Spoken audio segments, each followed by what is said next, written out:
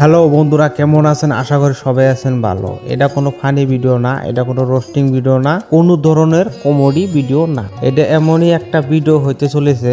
এতগুলা মানুষ এখানে কি জন্য? আপনার ঘরে প্রশ্ন হয়েছে এই ধারণাটা আমি না করলে আপনারা বুঝবেন না যে মিটিংটা কিসের জন্য হইতে আছে।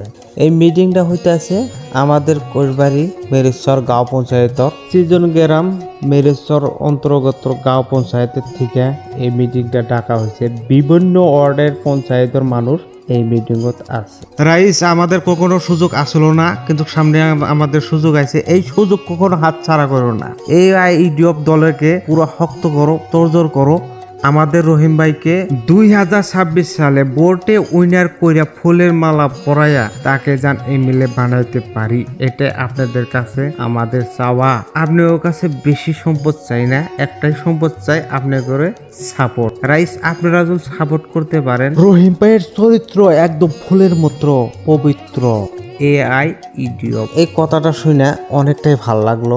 এই কারণে ভাল লাগলো যে আমাদের গ্রামে কোষবাড়ি অঞ্চলে মেরেশ্বর পঞ্চায়েতে থেকে আমাদের আব্দুল রহিম যে এমএলএ ভোট খেলাবো, অনেকটা শান্তি ফিল করতেছি মনের ভিতরে এত একটা শান্তি ফিল করতেছি। তে রাইজের কাছে একটাই অনুরোধ, এই ভিডিওটা বেশি বেশি করে শেয়ার করবেন, আরো বেশি বেশি করে সাপোর্ট করবেন, আর মানুষের কাছে ভিডিওটা পৌঁছে যাওয়ার মতো সহযোগিতা করবেন। কারণ এই ভিডিওগুলা একলা পৌঁছে যাওয়ার জন্য সম্ভব না, সবাই পাশে থাকলে এই ভিডিওটা হয়তো পৌঁছে যাবো।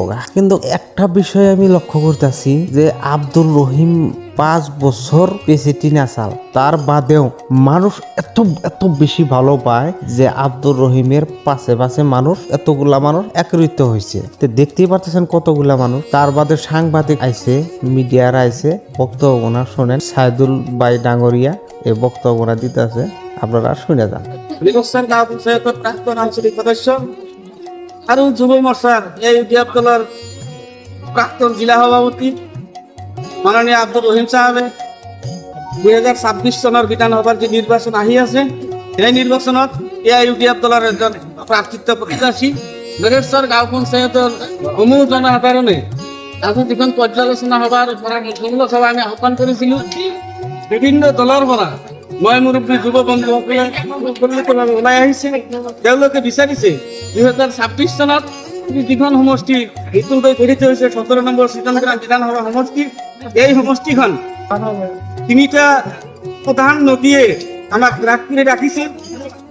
এই সমস্যাবহুল সমষ্টিৰ পৰা আমি এজন যোগ্য, এজন সুদক্ষ আৰু কৰ্মবীৰু মানুহক যাতে বিধানসভালৈ পঠিয়াব পাৰো, তাৰ কাৰণে আজি আমি মেৰেশ্বৰবাসী ৰাইজৰ তৰফৰ পৰা দলৰ উদ্বোধন কৰ্তৃপক্ষক অনুৰোধ জনাইছো যাতে আব্দুল রহিমৰ নিচিনা এজন জনপ্রিয় ব্যক্তিক এইবাৰ দলে প্ৰক্ষেপ কৰে। তেওঁ যাতে আমাৰ এই সমষ্টিৰ যি সমস্যা, নদী ভাঙাৰ যি গৰাখহনীয়াৰ সমস্যা, ৰাস্তা ঘাটৰ যি সমস্যা, এই সমস্যা যাতে সুচাৰুৰূপে সমাধান কৰিব পাৰে, তাৰ কাৰণে আমি আজি আমাৰ অঞ্চলৰে এজন সুদক্ষ শিক্ষিত যুৱক আব্দুল রহিম সাহেবের হৈ আজি সভা অনুষ্ঠিত কৰিছো। থ্যাংক ইউ সাইদুল ভাই, তুমি সবকিছু সমস্যা তুলে ধরছো।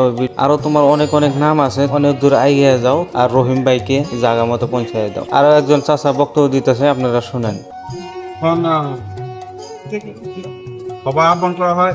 সবার মূল উদ্দেশ্য আছে আমার মেরেশ্বর গাঁও পঞ্চায়েতের প্রাক্তন সভাপতি, প্রাক্তন অঞ্চলের সদস্য রহিম। এক্ষেত্রে এই আগন্তক 2026 বিধানসভা নির্বাচন বিধানসভা সমষ্টির পৰা এমএলএ প্রার্থী হিসাবে প্রত্যাশী এআই ইউডিএফ দলের পৰা, গতিকে আমি দেওয়া চাচার বক্তব্যটা ভালো লাগলো। সবাই চিন্তা চর্চা করে আছে যে রহিম ভাইকে জিতা লাগে, কোনো দল বুঝি না, কোনো ইজিবি বিজিবি বুঝি না, রহিম ভাই জিতা লাগে, এমএলএ টিকিট ফোনকালেই লাগে। ভিডিওটা লাস্টে ভাস্টের মতো যারা দিকে আসেন ভিডিওটা শেয়ার করে দিন। আজকের মতো ভিডিও এখানেই, টাটা, গুড বাই।